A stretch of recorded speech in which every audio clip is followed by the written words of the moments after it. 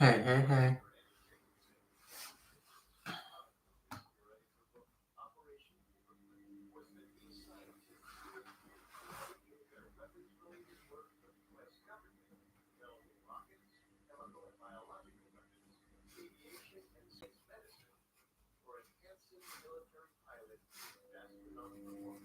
When the goal was pulled through this angle, it seemed incredibly legit. As if to say, why let a mecca of valuable information go to waste? Well, there was one glaring.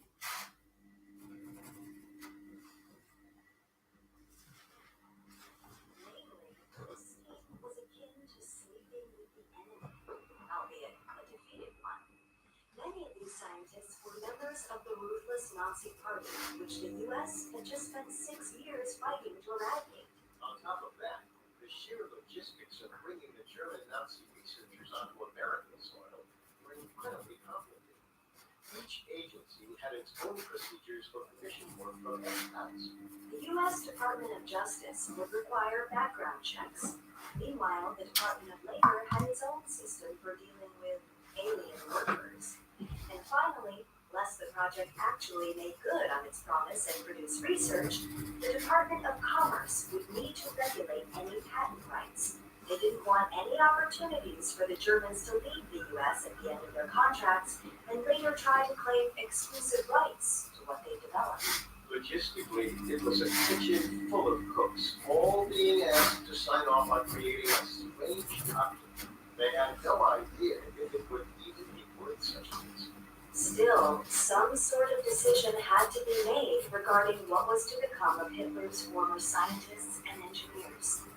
So while the argument for bringing them to the US was, quote, justified by perceived threats, the military wasted no time in also presenting it as a golden goose. It was a chance to further science, American science no less. Wouldn't it ultimately be a disservice to the US if we didn't? In the summer of 1945, World War II hadn't yet ended in the Pacific, and anything that isn't that was likely welcome in the open arms. Therefore, a classified memo was drafted by the U.S. Joint Chiefs of Staff in July of 1945. It was appropriately titled Exploitation of German Specialists in Science and Technology. It outlined the tentative plan. German scientists would be brought over for the purpose of increasing the United States war-making capacity. The most important part of which was the creation of ballistic missiles. The V-2 rocket was arguably the most damaging creation that came from Nazi Germany. Hey, hey, hey. How's everyone doing The today? secrets of the V-2 would possibly end the war with Japan and help prepare for any future wars. The memo also underscored that, quote, no known or alleged war criminals should be brought into the U.S. However, just because this stipulation was spelled out in black and white, didn't mean it would be abided. The program was intended to last about a year. Most of the initial contract stated a 6-month term.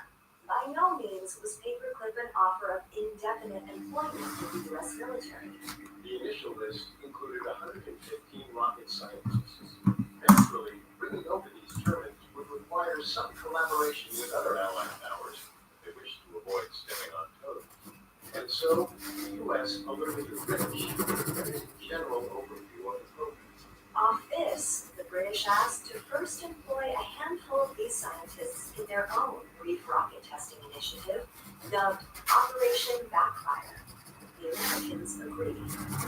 Under careful British supervision, the German scientists reconstructed and fired V-2 rockets at a test field on Germany's northern coast, proving, if nothing else, that they were the real deal. In the fall of 1945, all but one of the Germans were soon released. So, how's everyone doing today then? Not too much for that. Was held indefinitely. It wasn't so much his intellect as it was his suspected war crimes that kept him on loan to England until further notice.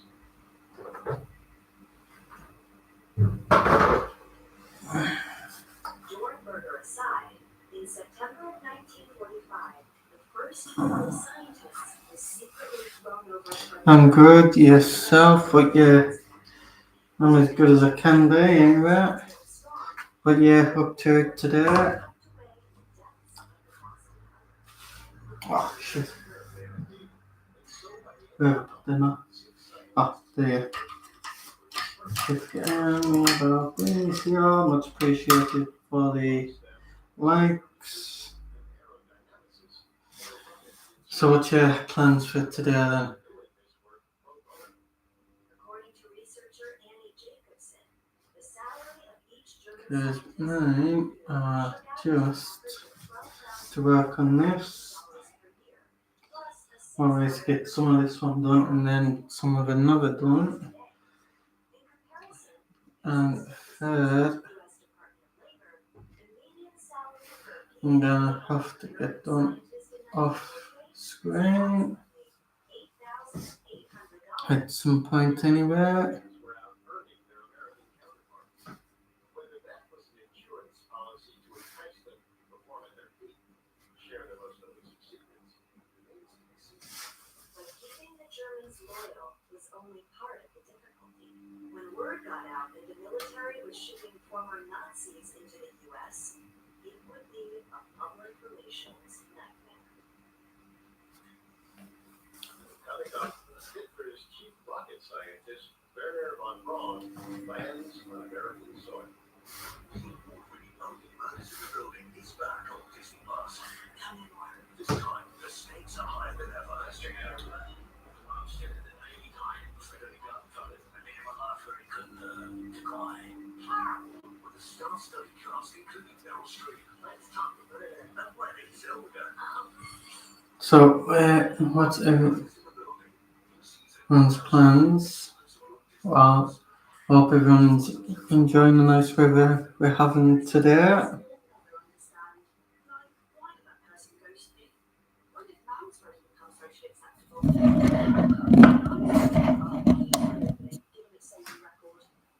Some things you can understand, like your experience credit score. The more you improve your score, the more you can save on things like credit cards, car loans, mobile contracts, and more. It's dead easy to check and completely free. Download the Experian app and check your score today. Now back to the story. In the fall of 1945, after much internal debate within the U.S. military, Operation Overcast, the secret project's temporary nickname, began. Former Nazi scientists obtained temporary contracts in the U.S. Once their classified work was finished, they were to be transported back to Germany.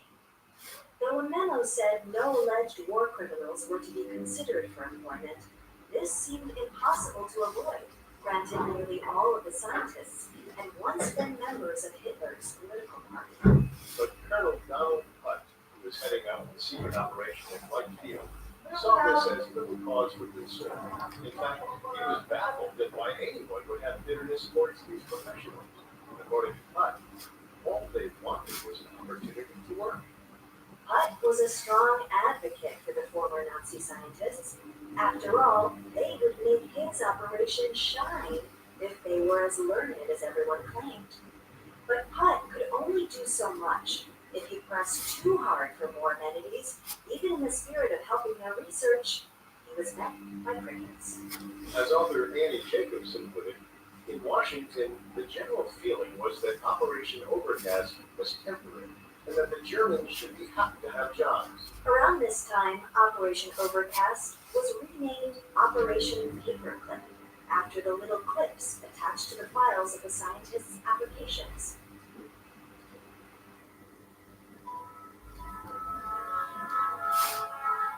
Meanwhile, in the fall of 1945, Hitler's former chief rocket scientist, Werner von Braun, was headed not to Ohio, but to Fort Bliss, Texas, where the U.S. Army's ballistic missile operation was active. His transfer had been approved months before in June, but knowing it would likely cause a ruckus, the War Department delayed announcing it until October. The department apparently felt pressed to give some acknowledgement to the project. According to Jacobson, this was so as to avoid possible resentment on the part of the American public. And public backlash is specifically why the release glossed over mentioning von Braun by name. Instead, it announced certain outstanding German scientists and technicians are being brought to this country to ensure that we take full advantage of those significant developments which are deemed vital to our national security. No mention of their former Nazi affiliations. Von Braun himself was quite the odd duck. Most who encountered him, even briefly, described him as supremely gregarious. Allegedly, on the train ride to Fort Bliss, he engaged in a spirited conversation with a gentleman riding in his car. When asked about his profession, von Braun easily strung together a story of falsities. He claimed he was a businessman in the steel industry, and from Switzerland, of course. When his fellow traveler turned out to be well informed about the Swiss steel industry, von Braun was unflappable. He continued to shoot the breeze until the other man reached his stop. Before exiting, the gentleman thanked von Braun for the Swiss' contribution to the Allies.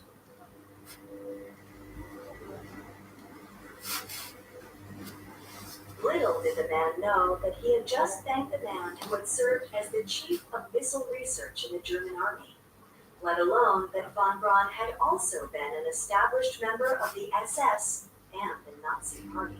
Despite his troubling past, von Braun would grow his resume to reflect surprisingly American accolades. He's known to this day for his work on the Saturn V rocket, which launched America's Apollo 11 spaceflight, putting the first man on the moon. But such engineering was only made possible by his time working with the V-2 rockets during World War II, the very missiles notorious for pummeling America's dear friend, Britain. The V-2 rocket, as ordered by Adolf Hitler, was shorthand for Vengeance Weapon 2. Naturally, someone who had been one of the architects behind such weapons of mass destruction was of great interest to the U.S. military. Hence, von Braun's journey to Fort Bliss. And as he began his role within the U.S.'s missile research arsenal, it seemed the project was gaining steam. However, less than a year later, Operation Paperclip hit a major snag. In August of 1946, the first batch of German temporary contracts was due to expire, and some within the State Department weren't enthusiastic to keep these men in the country, even for research purposes. Eager to make them stay, Under Secretary of State Dean Acheson told President Truman that he needed to make a decision on Paperclip, or else, quote, the German scientists may be lost to us.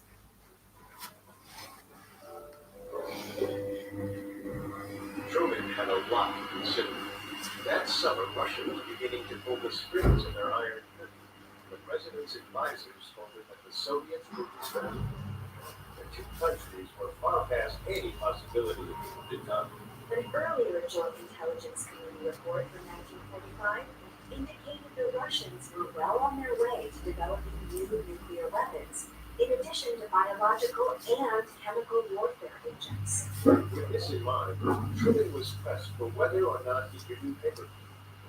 To send the scientists back was the original plan, and would certainly lessen the moral pressure on the president. But to lose them would mean they find greener pastures, perhaps even helping the Russians with their own rocket development. In the end, the administration's paranoia won. Truman not only signed off on extending Paperclip, but he added a slew of addendums to the program. Most notably, he grew the list of potential German scientists the U.S. could feasibly recruit. In the end, he ballooned to over 1,000 names. As for the ones already operating on limited contracts, well, those would be extended for another year, with a potential clause to extend up to 5 years. Lengthier stays, though, indicated each scientist and their families would likely now request American visas. If granted, they'd become lawful residents, able to stay in the U.S. indefinitely. This development was certainly the opposite of the original Paperclip memo, which outlined that the Germans would be returned to Europe following their conquest. The once short-term program was growing long.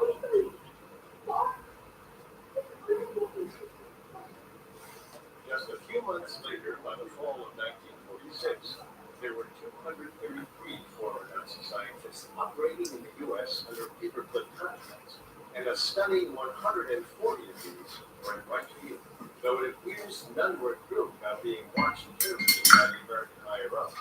Many of them were content to be working with the military. Salaried research work was better than trying to rebuild a career in Germany's shaky post-war economy. As such, the American public was privy to a sanitized version of what was occurring. According to Jacobson, in mid-1946, the New York Times reported for the first time that there were Nazi scientists living in America under a secret military program. Another splashy expose by Newsweek soon confirmed that the Germans who were initially invited on 6-month contracts, now hoping to impress their military supervisors, and apply for citizenship. In light of all the press, the military underscored that they were simply taking in these Germans who were in danger of being snatched up by the evil Russians. Therefore, they were simply fulfilling their duty of protecting America. But one of the Germans was about to become a stark example of Operation Paperclip's drill-facilitated vetting process. Georg Rickhey was listed as a tunnel engineer when he was brought to the United States. This was logical for what Paperclip did. Granted, his official title Take it, can't get my list roll off. However, the less emphasized part of this role, as explained by Annie Jacobson, was that as general manager of the sprawling subterranean enterprise, Rickhey was in charge of renting slaves from the SS. Meaning, he supervised concentration camp prisoners who were forced to work on the rocket development programs at the Nordhausen V2 labs. And he previously alleged that he helped construct Führer bunker, the catacomb-like bunker where Hitler lived his final days. Yet, the U.S. didn't seem fazed by this. So, in spite of his tainted resume, Rickhey slipped in. After being brought to Wright Field in Ohio in mid-1946, he was tasked with organizing a trove of V2 documents recovered from the lab in Nordhausen. This task clearly wasn't rocket science. So on the side, Rickhey and a pal ran a bootlegging venture, offering cigarettes and booze to the hilltop, where the engineers' living quarters sat. Their escalating debauchery, though, irked one fellow German colleague enough to eventually file a complaint. Doing his diligence to investigate, Colonel Donald Putt learned far more about Rickhey than he bargained for. The whistleblower told him that Rickhey had called for a mass hanging of slave workers Damn. years before. You don't have to put on your red hat. The accusation was damning, and it privately made its way around Washington. In May 1947, the War Crimes Branch issued a warrant for Rickhey's arrest. His paperclip contract was terminated, and he was later brought to trial in Germany, although he was ultimately acquitted. Though the intricate details of situations like this were kept out of the public eye, there was enough reporting on Paperclip to put the scientific Mr. Mushroom, Like all researchers, hope you are well, my kind sir. they had tapped into one that was particularly unsettling. It appeared that some of these German scientists were being courted for long-term positions at American universities. Having a close relationship with the military, which had the power to fund research in satellite labs, certainly seemed to help the German scientists get a foot in the door. Allegedly, a group of researchers at a Syracuse University lab later found out that their colleague, Dr. Heinz Fischer, an infrared technology scientist, had been sent to them to do work for the U.S. Army. That would be all well and good in their eyes. In light of the present disturbing facts, the Federation of American Scientists, or FAS, feared that paperclip scope was expanding without proper guardrails. In March 1946, there were 175 German scientists in the U.S. under some contractual ties with the project. By February of 1947, there were 344. That same month, the FAS convened to draft a letter to President Truman. They urged him to end the project, but Truman wasn't convinced. All in all, the FAS's requests were dodged and downplayed. Even Albert Einstein himself appealed to the president to pull the plug on paperclip. He didn't. The War Department did buckle down that winter, but in the opposite sense. No more releasing sensitive info. So the public was shut out of learning just how many new scientists were being courted. Meanwhile, paperclip continued to expand. Nonetheless, it was hardly a well-oiled machine. Logistically, the Joint Intelligence Objectives Agency, or JIOA, had only so much power, and that power did not include expediting hundreds of visas. In the spring of 1948, paperclip was expected to send about 500 German scientists to the U.S., and none of them had visas. It's unclear whether the scientists were working without visas or stuck in a holding pattern. Either way, it left the U.S. military operating in a very risky area. It appeared that America was hoarding all the German scientists it could, simply because it was possible. Before, the military had used its power to dodge the long and arduous visa process by saying it was a temporary program. But paperclip's timeline had expanded. If they were staying on longer contracts, the German scientists weren't temporary military custodians anymore. They were immigrants. They had to adhere to the same visa standards as anyone else. And it was hard to convince the rest of the government to prioritize expedited visas for former Nazis. So military intelligence chief Stephen Chamberlain needed to evoke a different sense of urgency. Communism. The Red Scare was already taking root in America. Many military leaders believed it was only a matter of time before Russia started trying to spread communism to the West. In light of this, getting the German scientists American visas. Hey, dystopian, how you doing that? It was a direct insurance policy. What you up to out on now? Scientists from falling into Soviet hands. It was an opportune angle, considering that right around this time, the Joint Chiefs of Staff delivered a chilling report on the USSR. The Soviets were replenishing their military stockpile.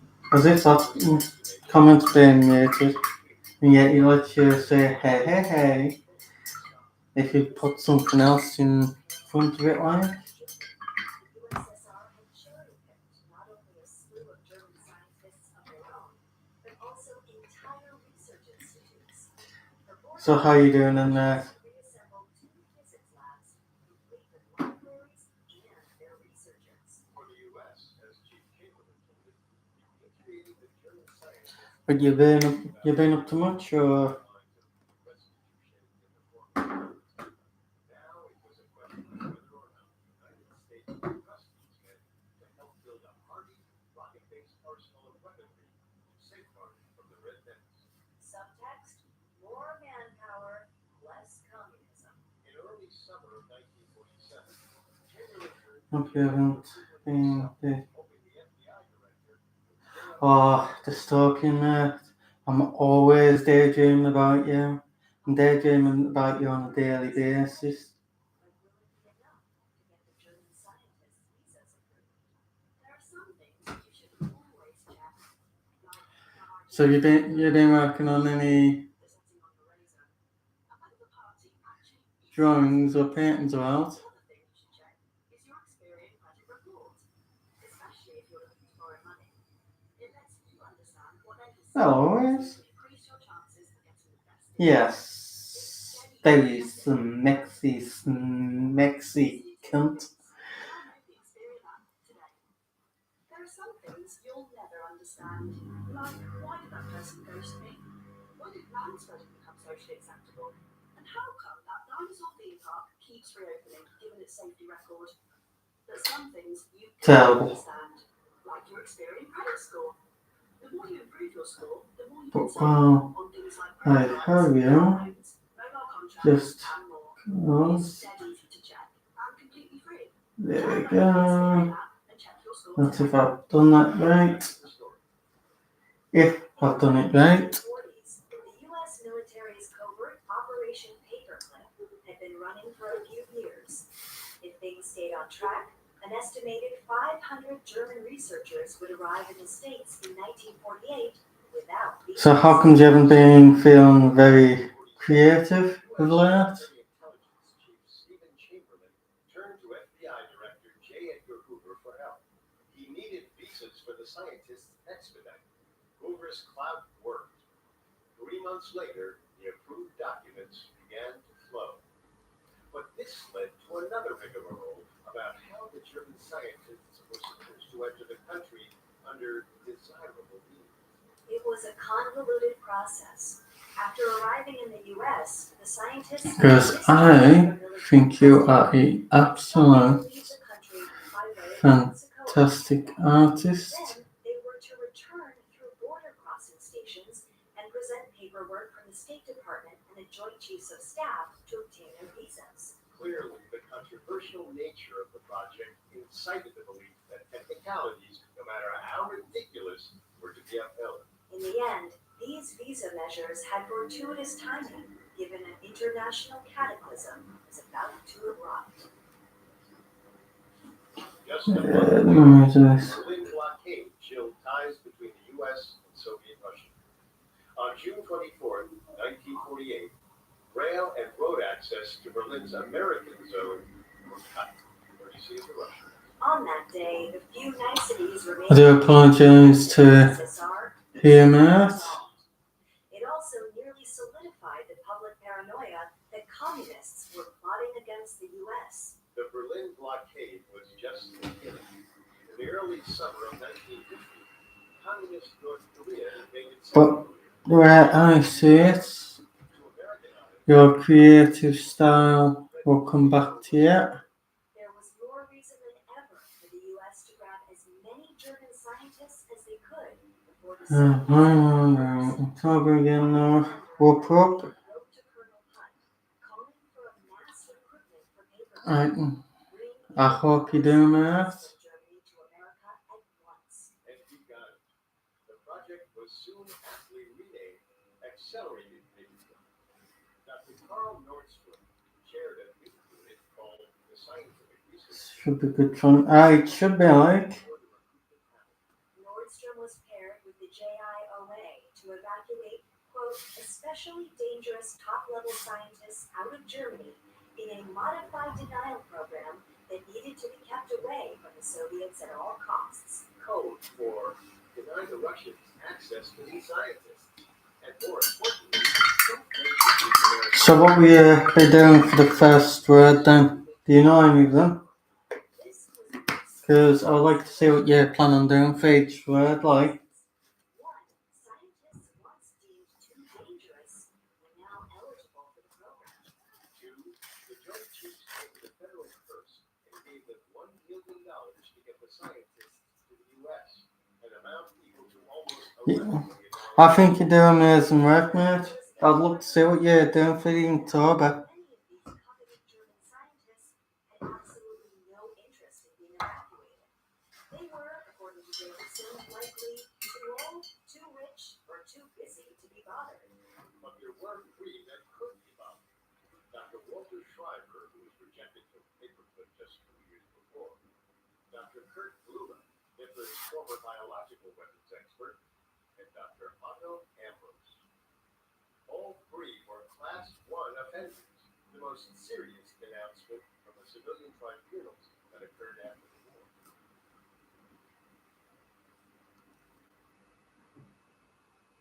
Ambrose had been convicted of mass murder during the Nuremberg trials and was still in prison in Germany. In February 1951, the U.S. High Commissioner for Germany, John McCloy, commuted Ambrose's sentence. He was freed from prison. This Because I Ambrose's release was got like a list full of paintings I need to get through and dusted and done and out of the way. Well, one So I will. applications for Schreiber and Bluma just about answered the former First Lady's question, indicating the most important criteria of the day. Be focusing on them for a bit. Available records. Subjects have not been in the past and are not at the present time members of the Communist Party.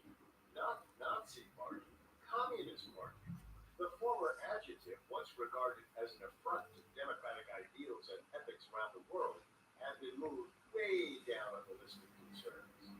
Even former Nazis were preferable to communists.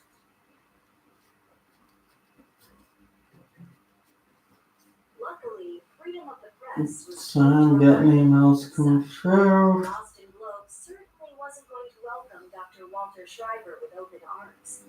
On December 8, 1951, it ran a headline that said, "Ex-Nazi in high post with U.S. Air Force." Public backlash sparked like a match to dry grass, and the months that followed saw the FBI and the It's a bit weird me getting notifications about YouTube, especially when I'm streaming on YouTube. was nothing short of essential to its needs. This appeased few, and eventually, in May of 1952, Schreiber was relocated to Buenos Aires, Argentina. The hope was that the scandal would die down, and he wouldn't make much of a fuss. As such, no Senate hearing or federal investigation ever I just looked up the prompts list. Yeah, nice one there. Whoop, glad to hear. Which ones are you doing there? As the 1950s puttered along, it appeared that too many of its coveted German scientists, now lawful citizens of the U.S., were moving on to other countries. Take Werner von Braun. The charming rocket expert was becoming a prominent figure in the nation's space education. He graced TV Welcome to Live. excited Americans that the nation was just years or months away from exploring space. When von Braun was served as director from 1960 to 1970, Hello. I don't think they can hear me. How about now? Hello.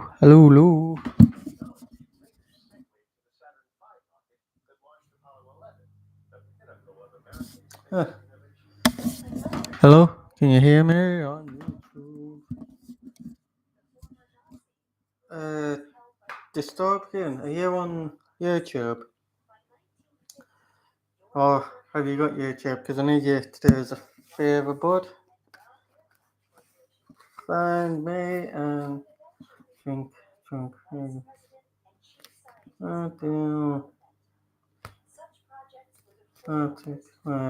Plus button 5 play. Nice. Sounds like a good one, that like.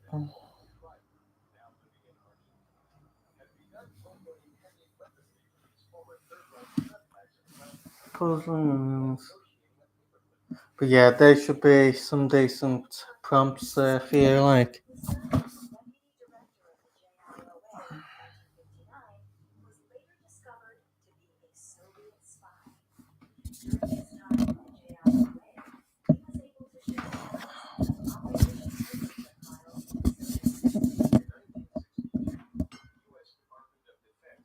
Pentagon with wrangling whatever threads were still trailing off from Operation Paperclip. I don't even know if I can hear on YouTube. Creaked and organized hands, namely NASA, Paperclip appeared to have run its course. But had it accomplished its objectives? Well, Of course I'll do for the first one prompt. Looking at what Whoop. Werner Can't von wait Braun for you did, to the answer do. may be yes. Without von Braun and many of his German colleagues, the timeline by which the U.S. got to space could have been vastly different, changing the history of American aerodynamics by potentially drastic proportions. Which begs a few more questions. Would American scientists have reached the same level of space innovation had the Germans not been brought in to help? Or, since many American scientists did later work alongside these former Nazi scientists at NASA and beyond, is it possible to credit the Germans alone with developing the rocket technology?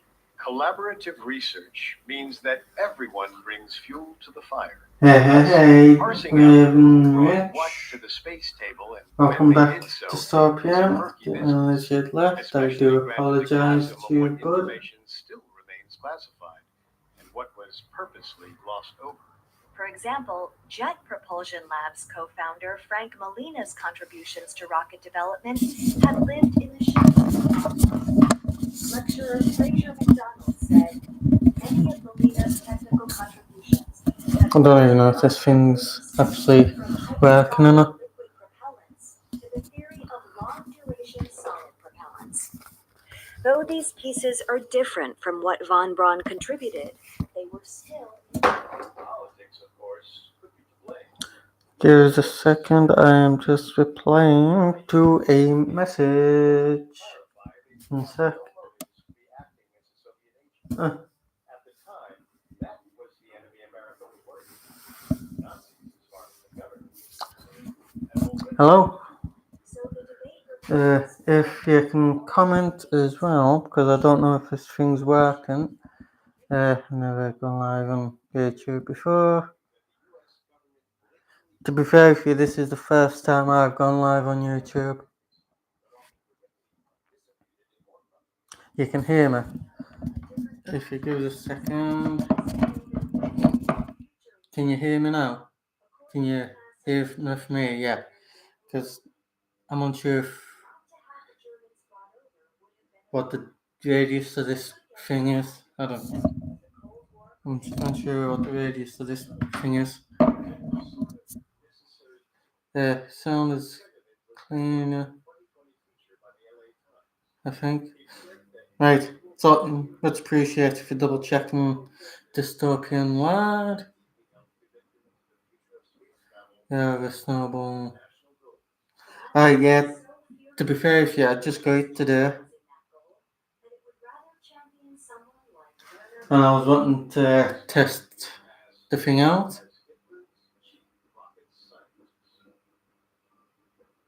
Draw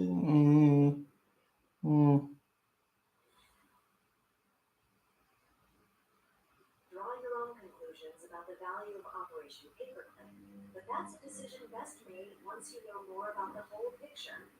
Next week, we'll be back to talk about space ethics, safety, morality, and all.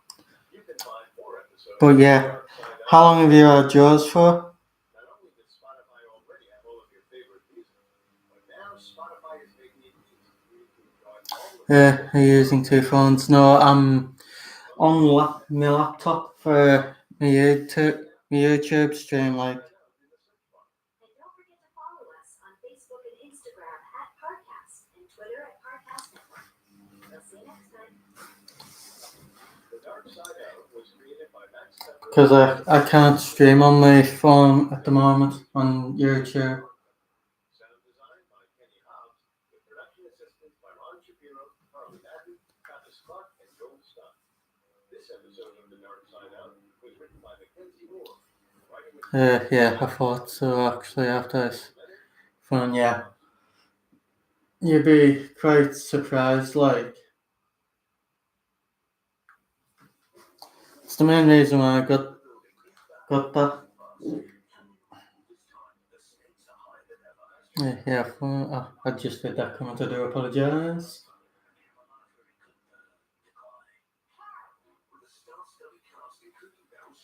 But yeah. So what's your plans for the day then, lad? You up to much?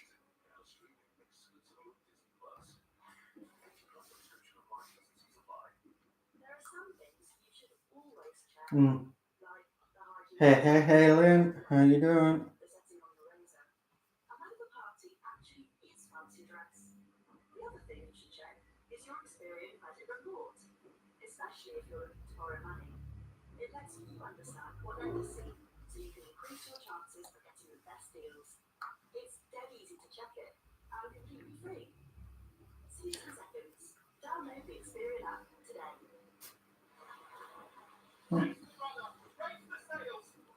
Good thing I can plan that there. Putting a call on that.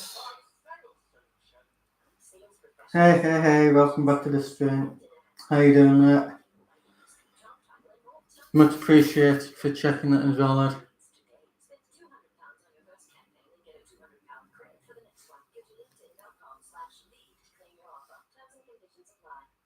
Ready to launch your business?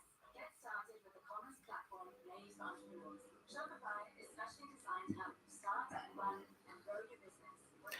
And how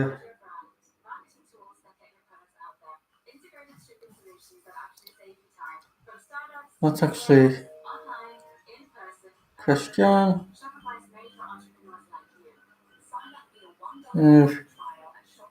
don't know. There it is. Oh. Hi, listeners. Due to the unfortunate spread of COVID-19, Parcast has decided to temporarily halt recording this week. Although it saddens us to interrupt your listening experience, we feel that it is a necessary precaution to ensure the safety of our hosts and staff. In lieu of this week's episode of Dark Side Out, Just to let you know as well, Dystopian, I have added you as a moderator on my YouTube channel as well. but not the kind of mission you'd expect from a NASA astronaut. Hers was to drive 900 miles from Houston to Orlando with a car full of weapons to confront her ex-lover's new girlfriend. I hope you enjoy these episodes of Female Criminals. It's certainly one of my favorite shows from the Parcast family. You can examine the psychology, motivations, and atrocities of other female. Much appreciated for them likes, but so what's your plans for the day then? Free on Spotify or wherever you get your podcasts. Due to the graphic nature of this woman's crimes, listener discretion is advised. This episode contains descriptions of harassment and death that some people may find offensive. We advise extreme caution for children under 13. Oh, much appreciated for the hat, mate. You didn't have to do that. Much appreciated to you. Because you won't believe I've got another 2 paintings to do after this, I've got a slightly smaller one, like a circle type painting.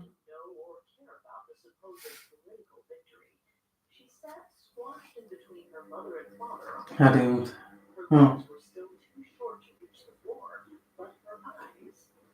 Well, if you went live, I would. Lisa stared, transfixed at the TV screen, and held her breath along with the rest of the world as Neil Armstrong took that first step on July 20th, 1969. That's one small step for man, one giant leap for mankind. These words. Well, yeah, honestly, if you're doing live, I wouldn't mind gifting you every now and then.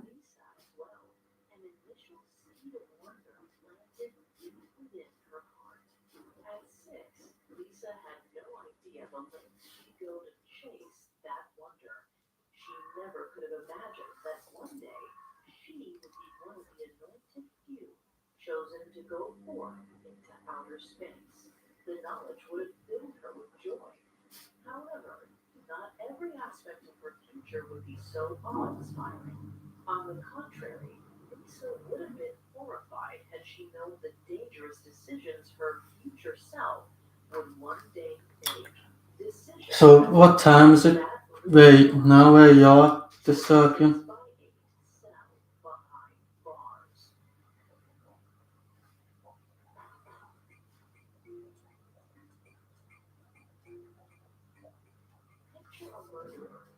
That's if you don't mind me asking that.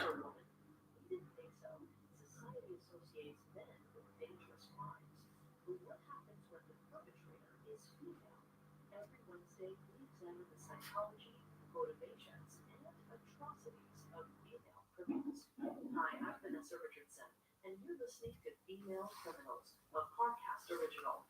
You can find episodes of Female Criminals and all other Parcast originals for free on Spotify. I bet he was an adorable little fella, like. Stream Female Criminals for free on Spotify. Just open the app and type Female Criminals in the search bar. Probably likes you, the poor little fella. Let us know how we're doing. Reach out on Facebook and Instagram at Parcast and Twitter at Parcast Network. This week we're discussing Lisa Novak, an astronaut Flip his kit off. I'm assuming Flip is the pup's name. Overwork led to the destabilization of her mental state. Next week, we'll explain what led Lisa to take a 900-mile road trip to assault a romantic rival. Finally, we'll delve into the ruinous aftermath of her fateful crime. Lisa Marie was the first child of Alfredo and Jean. She was hyper-competitive as a young girl and needed to be first in I know for one of the paintings that I'm doing, I need to do it off stream. After watching the moon landing with her parents on July 20th, 1969, 6-year-old Lisa developed a passion for outer space. So as a child, she began visiting No, is and 10 already? she stared at the pictures on Still in the double output flow, I bet you. that all the brave people who had left the Earth's orbit were men. This was because in the late 1960s, despite the fact that women had not been able to vote and hold seats in Congress, the possibility of a woman traveling to space was still remote. Oh, what type of dog is it? If you don't mind me asking.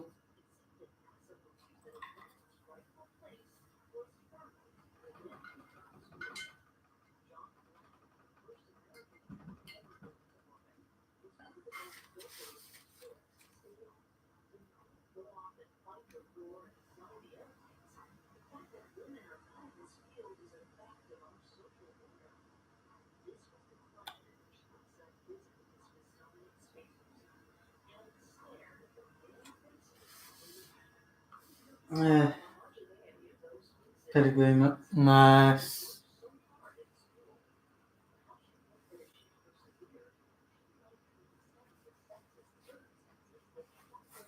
Can't complain about that.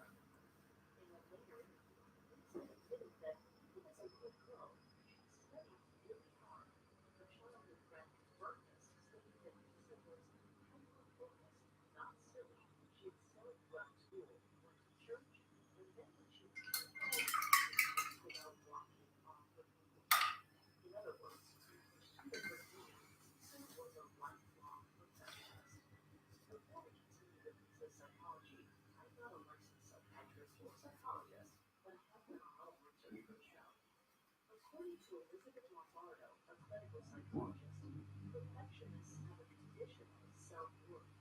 They think, I'm only a good person if I can achieve these things. Lombardo's assessment suggests that Lisa's perfectionist mindset might be To be fair, I can just take a wild guess on the hair color. Because I know she's got like dark hair. Whether it's brown or not, I'm unsure. If it's like a dark color, I can just go over it. Author Diane Fanning detailed what came next in her book, Out There. 13-year-old Lisa told her mother, Jane, that she was going to be an astronaut. Jane was aware of her daughter's interest in space, but she had no idea it had progressed to the point of Lisa wanting to make it a vocation. She cautioned Lisa. Oh, I'm assuming your dog sitting or something then. Lisa pushed back, telling her mother about the recent development of the U.S. Naval Academy. In addition, NASA was now accepting women into their astronaut program. It was that last development that spurred Lisa to continue her habit of excellence in school. In 1976, 13-year-old Lisa proved herself exceptional. She aced her math and science classes, focusing heavily on calculus and I do apologize, I didn't realize you were interested. By her senior year in 1980, 17-year-old Lisa Hello? was accepted into the Ivy League round. But when she Hello? Lisa to the U.S. Naval Academy, it wasn't even a question. Oh, According to Diane, in July 1981, 18-year-old Lisa reported to Halsey Fieldhouse. just just adorable. Yeah, it's a sweet doggy. I think you put so much appreciated. Well, I told you I was gonna gift you back. Figured some. Aw. It's up to I. So I'm just trying to do something here. You. He's just such a sweet animal. He's absolutely adorable, bless him. Yeah, you're doggy. You're a sweet doggy, aren't you, Flippy? This is the button. No, that's nice. This is Oh, Flippy, Flippy.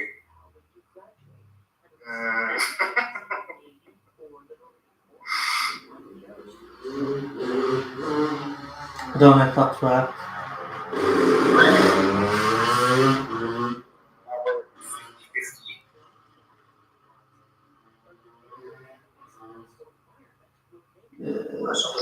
Yeah, who's here? All first years of the Naval Academy were treated like second-class citizens. Easy was here? They were derogatorily referred to as Hello, gorgeous. Oh, so how old is he? Flip, he's 10. First years were required Oh, to their living spaces Yeah. at all times. This class was made near impossible as upperclassmen were allowed to Already getting on in years. He's still very lively, honestly. And because he's a small dog, he might last a bit longer. He's also a mutt, so like a street rescue. And those tend to be, kind of hardy as well. So. yeah. Is he a beautiful buck teeth here? Oh, bless him. But yeah, really is adorable. But I was trying to expand your bubble that you're in. But for some reason it's not working.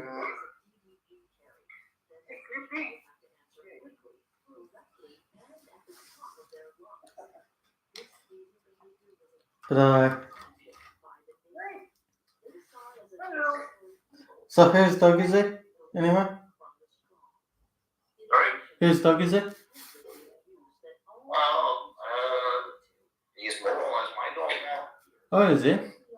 Oh, Well, I haven't officially registered him as my dog yet, and I kind of need to have, I need to get his passport and some other stuff or whatever from, the previous owners that were, friends of mine.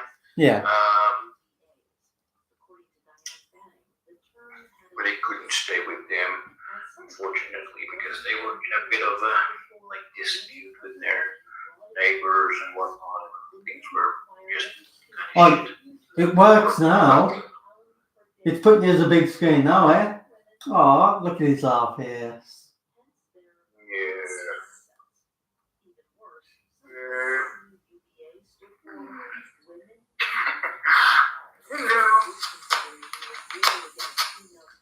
You know what, Mike? I'm just gonna keep you as the big screen.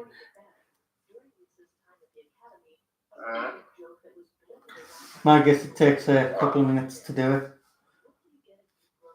Well, I only wanted to show Flippy for a little bit. I wasn't planning on being here for hours or whatever again.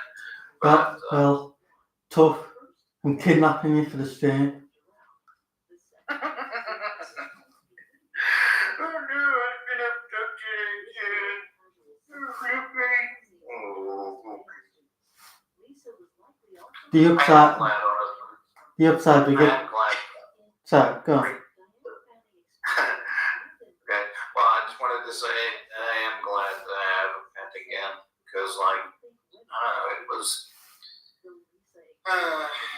was sad that Esme passed away, and Yeah. I had a whole trip planned for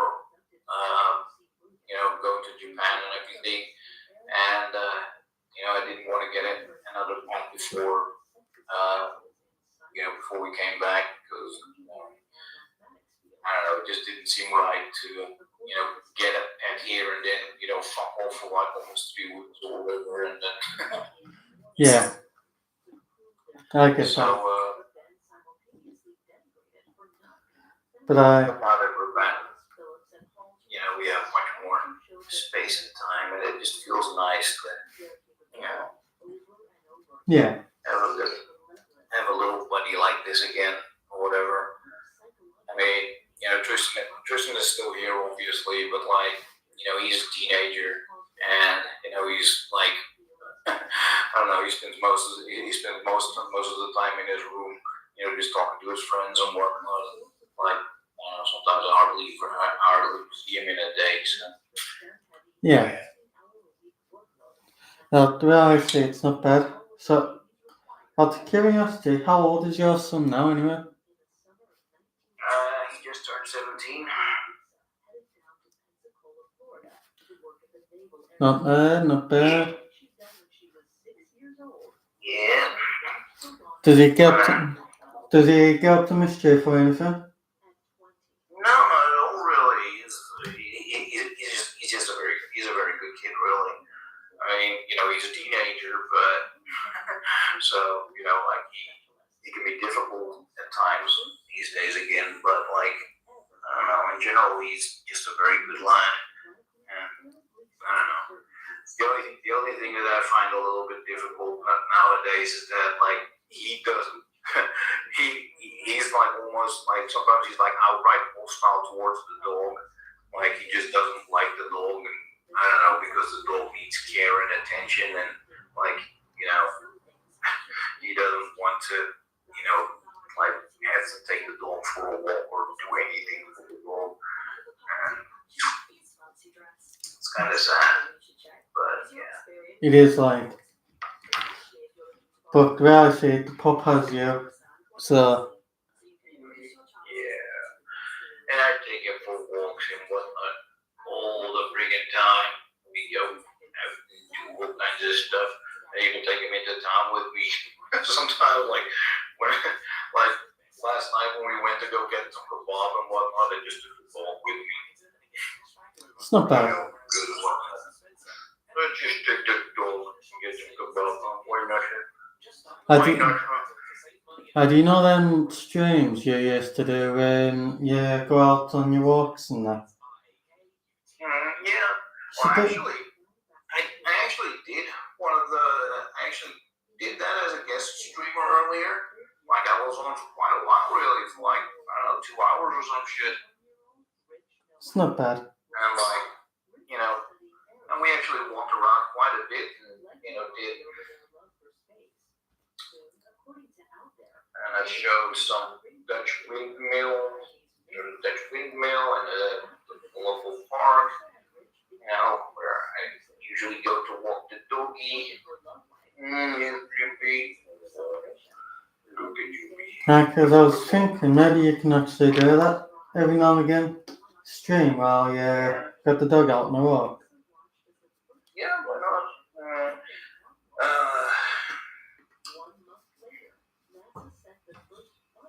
I do really want to try to put a drawing table down here as well. Yeah. Right now I only have my desk upstairs, and it's just not good enough.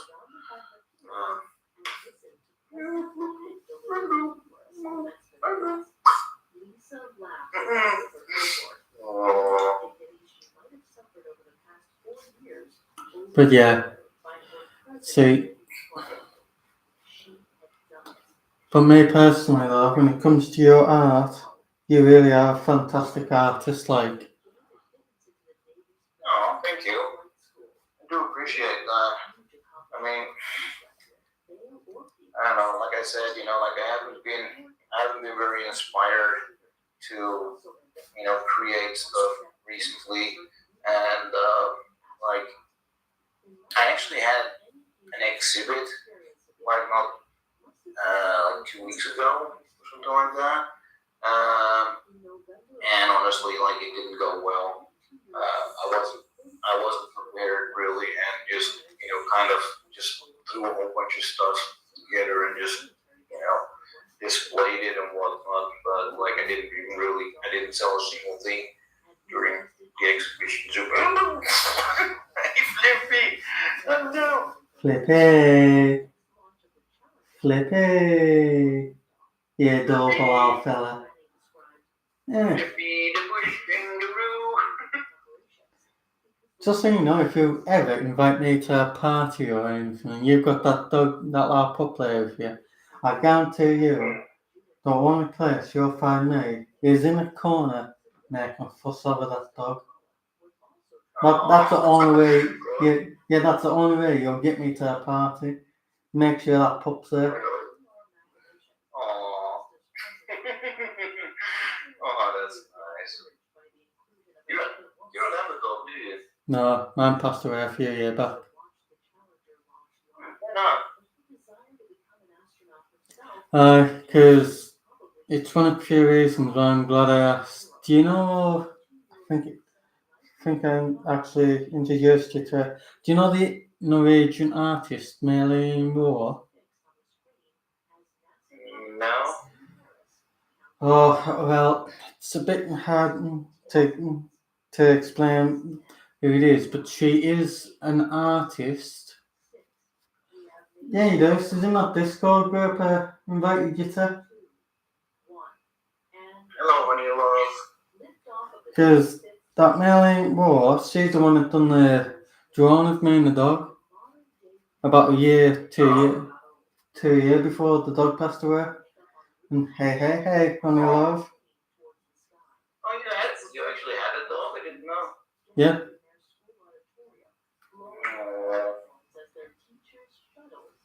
It is nice to have a dog.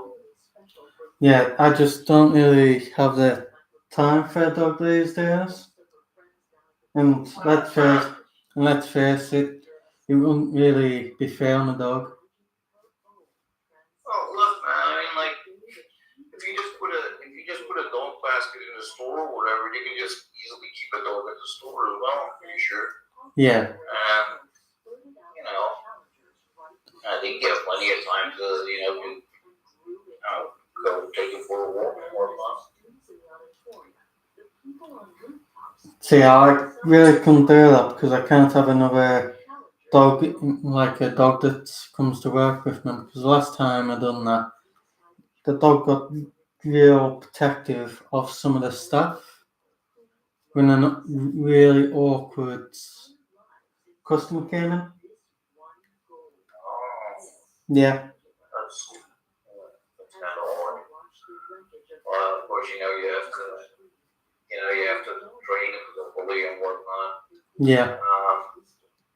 But like, especially if you have from like a young age, whatever, you should be able to train them to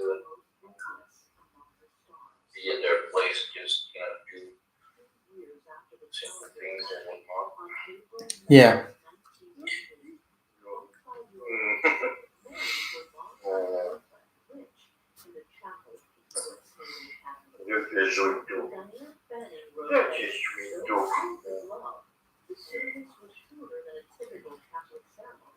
So how do you think the paintings come along so far?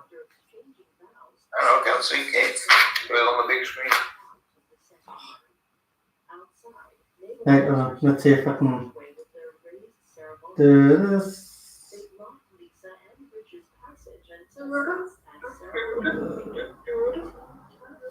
Oh. Oh, that's cute. Well, you're drawing right now. Right, still showing up on my side that's your big screen. That's one button. Oh, I see you on the big screen now. Oh, do you? Oh, Yeah. give me that. I'll leave it like that then. I won't mess about Although with it it. is a bit, Eh? it is a bit blurry somehow. I don't know. Can't you tell I'm not used to doing this?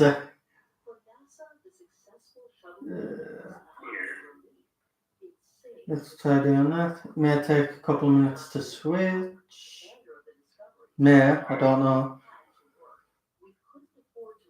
Like, you'll have to let me know when it's done it on your side. Because I haven't a clue. Yeah, well, I mean, I'm in a small box to the side now, and there's a couple of empty boxes there. Who are you drawing right now? I'm doing a painting of the map because she's gone through a little bit, and I thought I'd do a painting of it to try and cheer her up. It's no, she tends to stream on a different app. She goes by the name Priestess. So she's a nice lass.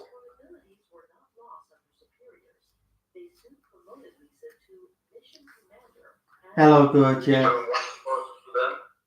Yeah?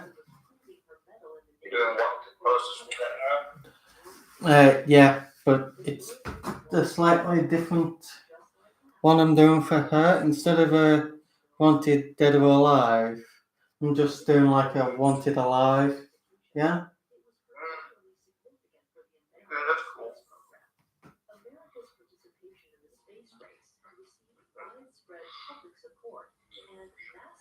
Because any paintings I've either done for a friend or doing of a friend or already done with a friend will be getting hung up in the bedroom.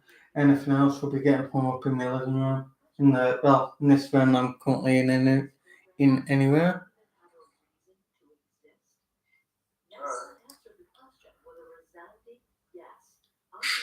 Yeah, it was kind of sad actually. Like the first couple of times that I had Flip, like I couldn't really do much of anything for him because he wasn't really my dog, Yeah. But like when I actually, when my friends actually, gave him to me, like one of the first things I actually did was like take him to the vet and get his teeth checked and whatnot, and like his teeth were in terrible shape, and like you could tell because like it was just his mouth, like he just stank basically, like he smelled so badly. Oh. And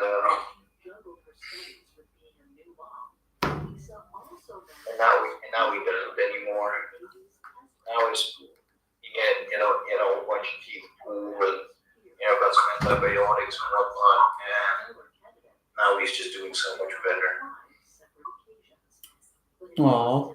And he's just obviously so much happier as well. So.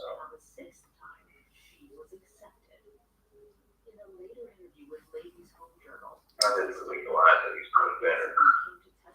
So.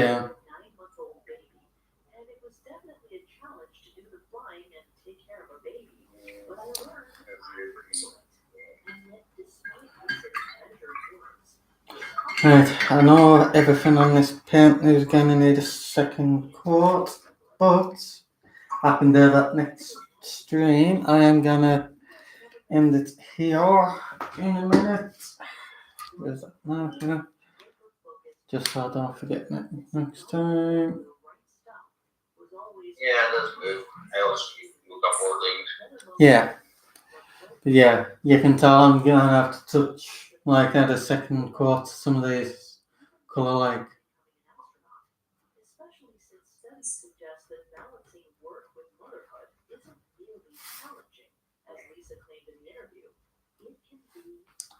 So what's your plans for the rest of your day then? Well, I don't know.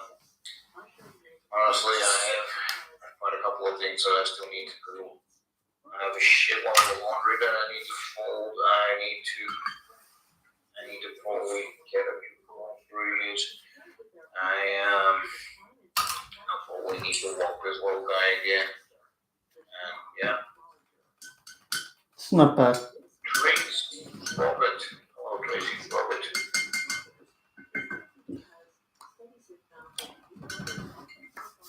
Right.